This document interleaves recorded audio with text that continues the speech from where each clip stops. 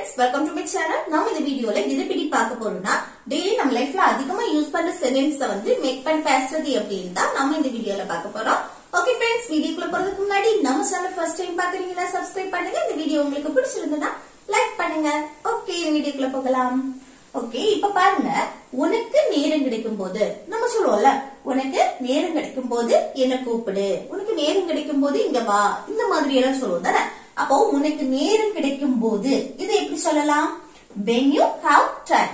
Okay, when you have time, உனக்கு நேரம் கிடைக்கும் போது. இப்போ இங்க சப்ஜெக்ட் என்ன? உனக்கு. உனக்குன்னா you. Okay, you subject use பண்ணிருக்கோம். இதே இது அவனுக்கு நேரம் கிடைக்கும் போது, ஓகே, அவனுக்கு நேரம் கிடைக்கும் போது கால் பண்ண சொல்லு, இந்த மாதிரி சொல்லுவோம்ல. அப்போ அவனுக்கு அப்படின்னு சொல்லும் போது இங்க சப்ஜெக்ட் என்ன வரும்? he வரும். அப்போ இந்த he வந்துச்சுன்னா இங்க has வரும். சப்ஜெக்ட் he, she, it, அடுத்து சிங்குலர் நவுன் வரும்போது இங்க என்ன வரணும்? has வரும். ஓகே, இதே இதுல ஒரு நேம், மீராக்கு நேரம் கிடைக்கும் போது, இல்ல மீராக்கு நேரம் கிடைக்கும் போது இப்படி சொல்லும் போது இங்க என்ன வரும்? மீரா. ஓகே, இந்த மாதிரி சொல்லணும். மீரா, இது வந்து மீராங்கிறது ஒரு சிங்குலர் நவுன், சப்ஜெக்ட் வந்து சிங்குலரா இருக்கு. சோ இங்க வந்து ஹாஸ் தான் யூஸ் பண்ணுவோம். இதே இது சப்ஜெக்ட் யூ, வி, தே, ஐயும் யூஸ் பண்ணலாம். ஐங்கிறது சிங்குலர் தான், ஆனா ஐ யூஸ் பண்ணும்போது நம்ம ஹாவ் தான் யூஸ் பண்ணுவோம். சரியா? ஐ, யூ, வி, தே. அடுத்து ப்ளூரல் நவுன் வரும்போது என்னது யூஸ் பண்ணுவோம்? இங்க வந்து சப்ஜெக்ட் ஐ, யூ, வி, தே, அடுத்து ப்ளூரல் நவுன் ஒன்றுக்கு மேற்பட்டவங்களை நம்ம மென்ஷன் பண்ணும்போது இங்க ஹாவ் யூஸ் பண்ணணும்.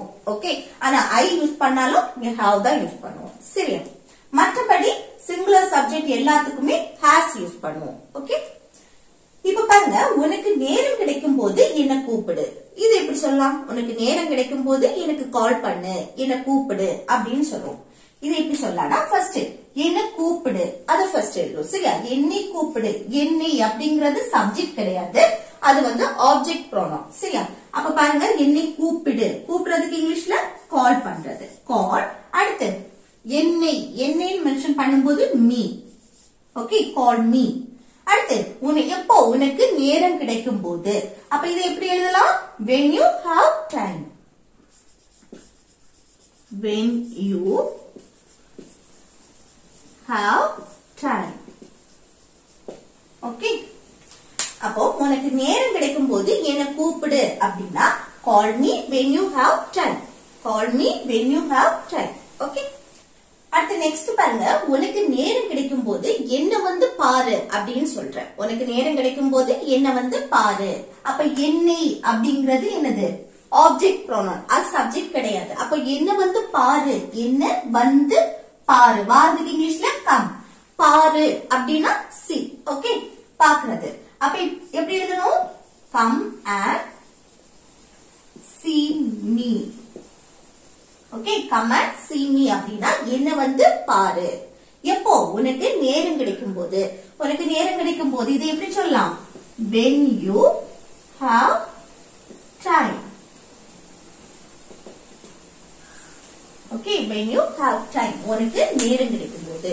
அப்போ உனக்கு நேரம் கிடைக்கும் போது என்ன வந்து பாரு அப்படின்னா come and see me when you have time. Okay, come and see me when you have time. Next, அவனுக்கு நேரம் கிடைக்கும் போது அவன் என் கடைக்கு வருவான். நம்ம சொல்லுவோம்ல, அவனுக்கு நேரம் கிடைக்கும் போது அவன் என் கடைக்கு வருவான் அப்படின்னு. அப்ப இது எப்படி சொல்லலாம்?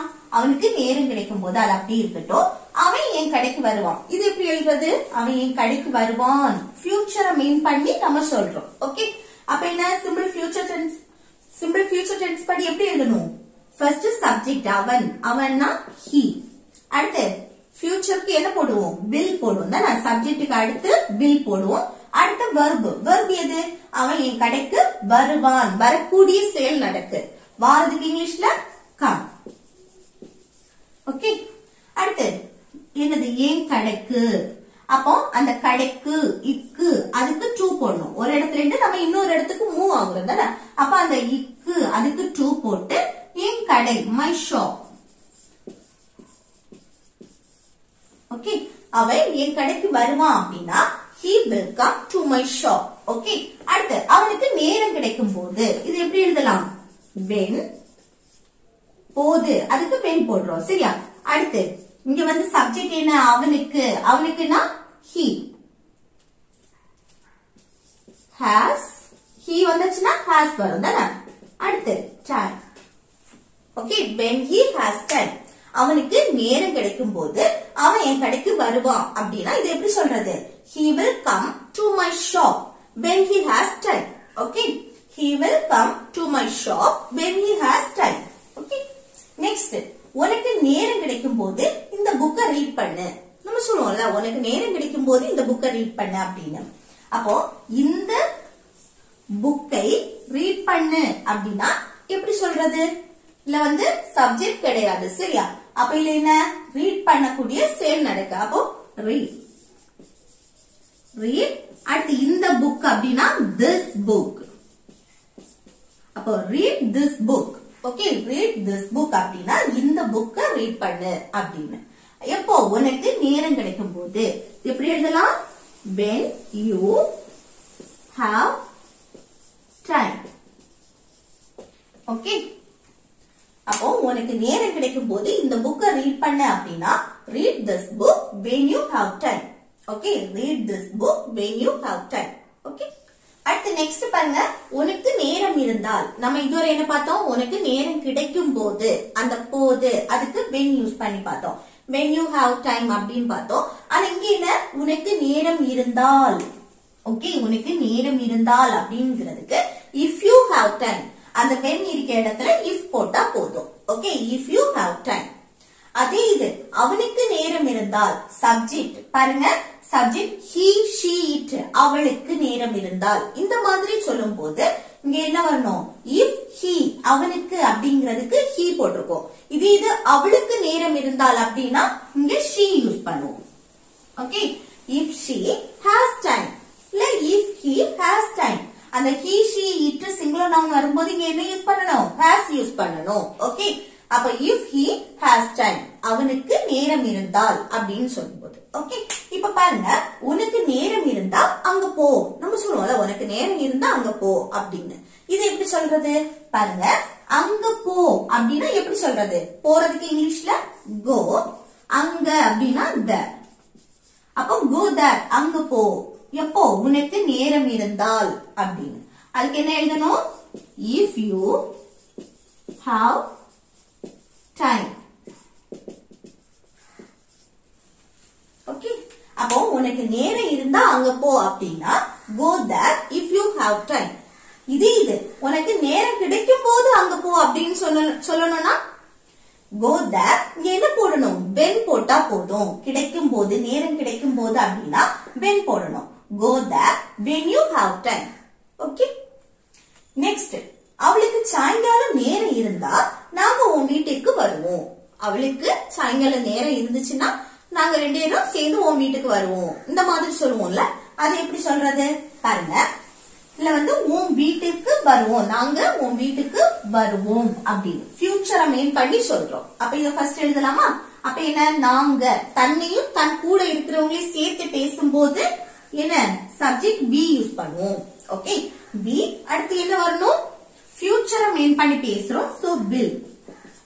அடுத்து வருவோம். வாரதுக்கு இங்கிலீஷ்ல come. எங்க? உன் வீட்டுக்கு.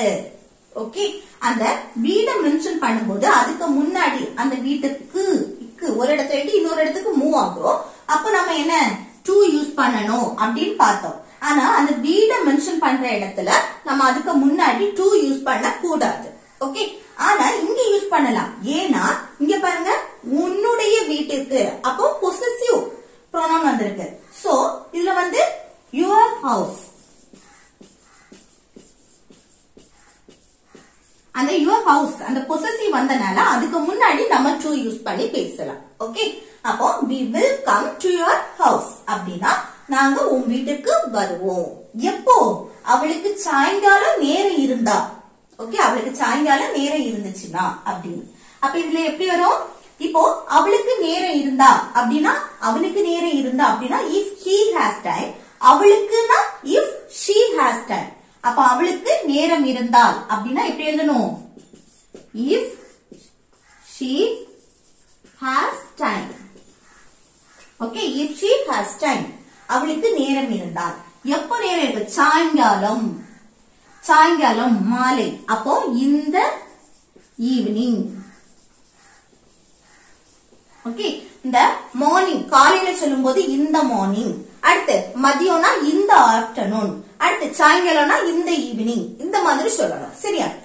அப்போ அவளுக்கு சாயங்காலம் நேரம் இருந்தா அப்படின்னா if she has time in the evening, if she has time in the evening. Okay, அப்ப அவளுக்கு சாயங்காலம் நேரம் இருந்தா நாங்க உன் வீட்டுக்கு வருவோம் அப்படின்னு சொல்லணும்னா we will come to your house if she has time in the evening. Okay, அடுத்து நெக்ஸ்ட் பாருங்க. உனக்கு நேரம் இருந்தா என்கிட்ட சொல்லு. நம்ம சொல்லுவோம்ல, உனக்கு நேரம் இருந்தா என்கிட்ட சொல்லு அப்படின்னு.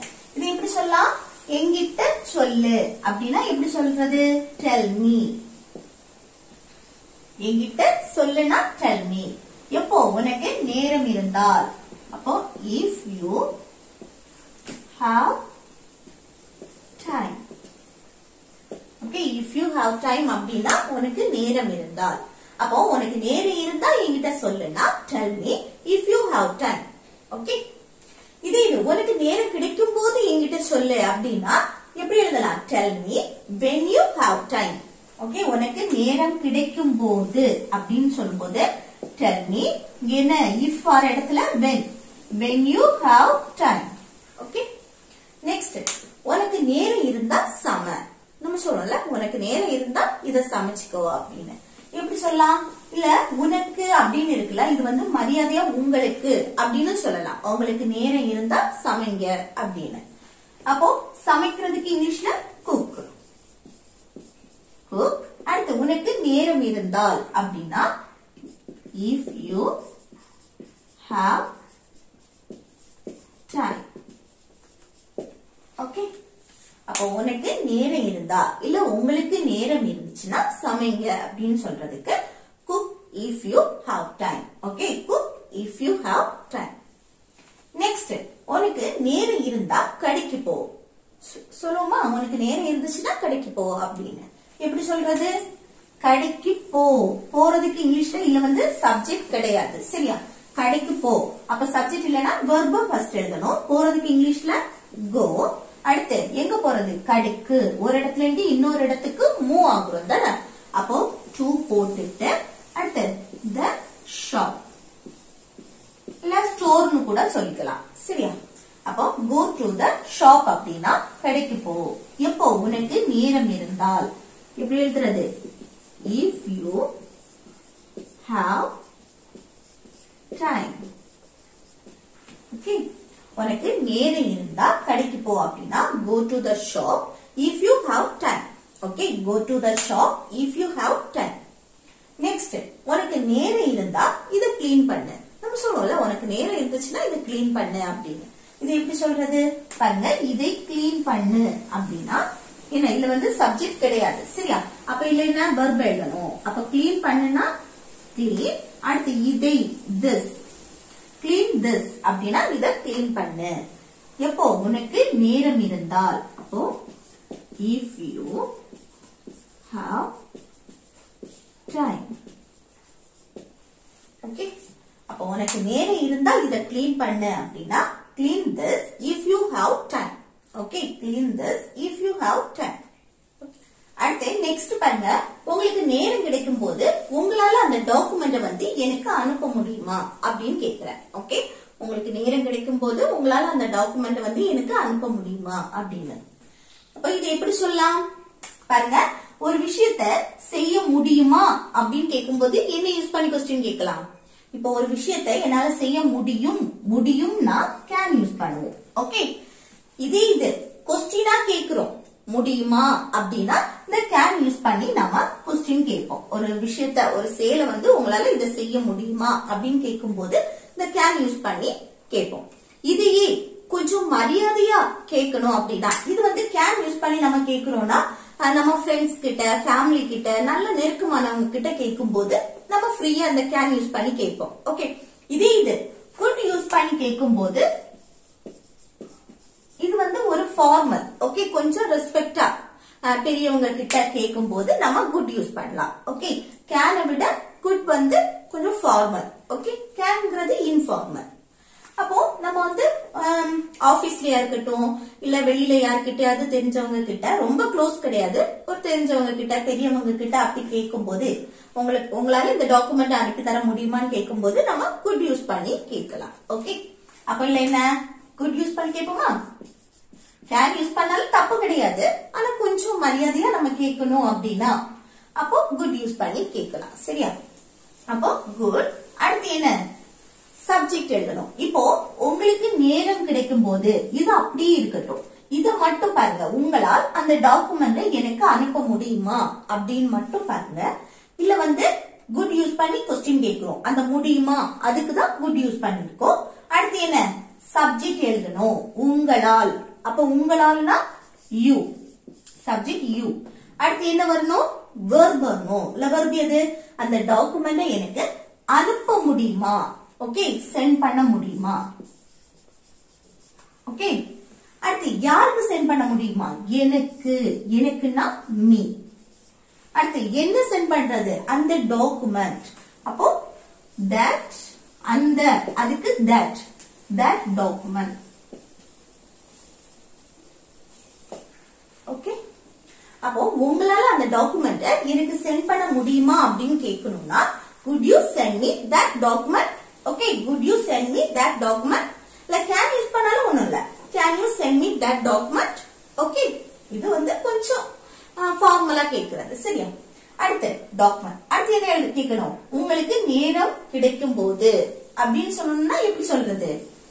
அந்த கிடைக்கும் போது, அந்த போதுன்னு வந்தாலே when யூஸ் பண்றோம். when you. அடுத்து have, you வந்தாச்சுனாலே have தான் வரும் தானே? இது ஒரு கொஸ்டின் மார்க். அப்போ உங்களுக்கு நேரம் கிடைக்கும் போது உங்களால அந்த டாக்குமெண்ட் எனக்கு அனுப்ப முடியுமா அப்படின்னா could you send me that document? when you have time. Okay, could you send me that document when you have time? Okay, அடுத்து நெக்ஸ்ட் பாருங்க. உனக்கு நேரம் கிடைக்கும் போது இந்த வேலையை முடி. நம்ம சொல்லுவோம்ல, உனக்கு நேரம் கிடைக்கும் போது இந்த வேலையை வந்து கம்ப்ளீட் பண்ணு இல்ல பினிஷ் பண்ணு அப்படின்னு சொல்லுமா? அது எப்படி சொல்றது? இது எப்படி சொல்றதுன்னு கமெண்ட் பாக்ஸ்ல கமெண்ட் பண்ணுங்க. அடுத்து பாருங்க, இன்னொன்னு இருக்கு. உனக்கு நேரம் இருந்தா எனக்கு ஹெல்ப் பண்ணு. நம்ம சொல்லுவோம்ல, உனக்கு நேரம் இருந்துச்சுன்னா எனக்கு ஹெல்ப் பண்ணு அப்படின்னு. அது எப்படி சொல்றது? அது எப்படி சொல்றதுன்னு கமெண்ட் பாக்ஸ்ல கமெண்ட் பண்ணுங்க. இங்க இன்னொன்னு பாருங்க, இங்க கிடைக்கும் போது இங்க நேரம் இருந்தா. ஓகே, ஓகே ஃப்ரெண்ட்ஸ், இந்த வீடியோ உங்களுக்கு யூஸ்ஃபுல்லா இருக்கும்னு நினைக்கிறேன். யூஸ்ஃபுல்லா இருந்துச்சுன்னா இந்த வீடியோக்கு லைக் பண்ணுங்க, உங்க ஃப்ரெண்ட்ஸ்க்கு ஷேர் பண்ணுங்க.